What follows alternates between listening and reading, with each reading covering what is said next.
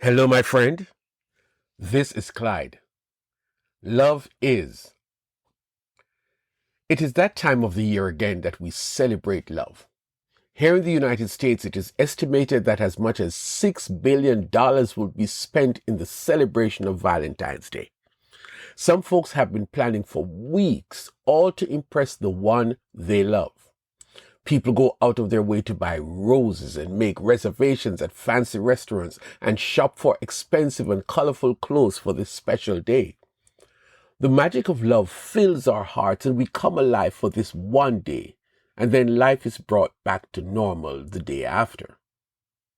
Well, that is what we're talking about today. Somehow, there is an invisible force that is activated right after Christmas Day. Stores roll out red and white merchandise. It is all about love. Some folks look forward to the surprise, and while some are elated at the grand efforts made to impress, others are disappointed that it did not go as expected. And still there are others who have no clue as to what is going on. Why all these red? Red clothes, roses, red decorations. The whole town is painted in red. Is it real? Do we really make a lasting impression by the celebration of love on this one day of the year? I suspect it is a show, and a very good show as well. If I send a large bouquet for someone, they interpret that as love. The larger the number of roses, the greater the message of love. Or so we think. And if he takes you out to the nicest restaurant and rolls out top dollars for the finest meal and wine, then surely he must love you. But how much of that is real? Should we measure love by the actions and efforts for one day? How real is that love? I want to suggest that love is real. Love, my friend, is real. And when you see love, you will know love because love cannot be concealed. Love is as real as the air we breathe. It is powerful. There is no substitute that could ever take the place of real love. So let us learn love. I want to start at the very beginning and end of love. God is love. You heard me. God is love. God is the author of love because He is love. The very fact that you and I are here on planet Earth is proof that God is love. The remarkable thing about God is that we are not able to fully grasp His love. It amazes me how God, who is love, loves us the way He does. If we want to know love, if we want to experience love, if we want to show love, then we need to know God.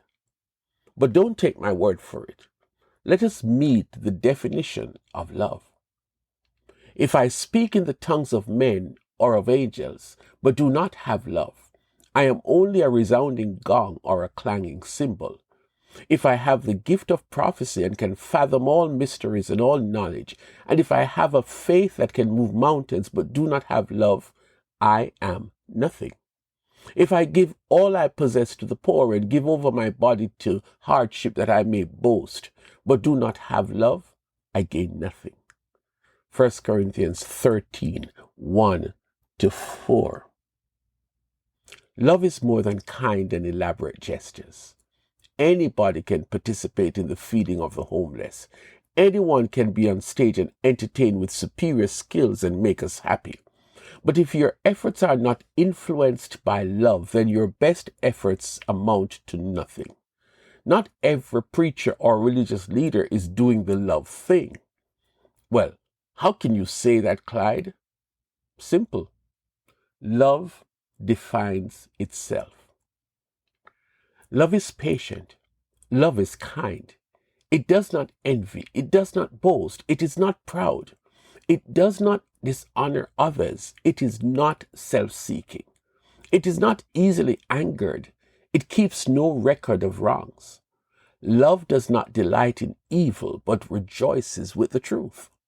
It always protects, always trusts, always hopes, always perseveres. Love never fails. 1 Corinthians 13, 4-8. Choose any one of those many characteristics of love and test yourself. How well do you do? When I abuse my spouse, is that love? Okay, that is too obvious. Recently, I heard a mother of one son state categorically that she doesn't date casually because she has a son, and she will not give her son reason to say that her mother had many boyfriends. That, my friend, is protection. That is love. I could recite the meaning of love as the text says, but there are two lines that just makes me feel vulnerable. The first line that floors me is the one that says, love is patient, love is kind. I can't get past that. But the second one is the last line of the text I quoted. Love never fails. Man, those two lines and everything in between just bring me to my knees. If we are honest, many of us fail many times to show love that is patient.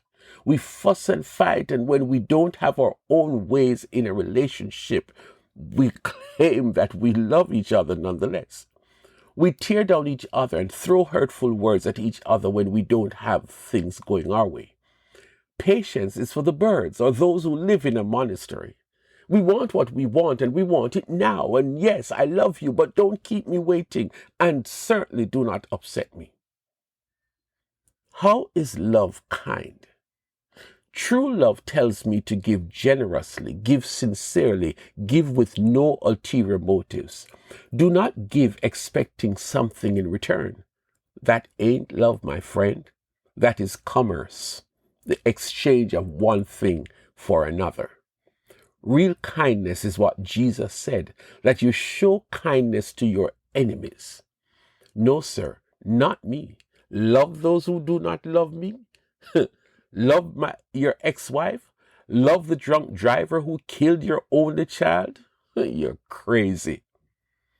And how about love the landlord who just evicted you and caused you to be bouncing from place to place because you could not pay the exorbitant rent? I challenge you. No, I invite you to go back to God and ask Him to teach you to love like He loves. Ask Him to give you the love that does not fail. Ask Him to empower you to love. I suggest to you that you accept Him into your life because He is love. When Jesus comes into your life, love comes and resides in you. God is not about the show because God is love.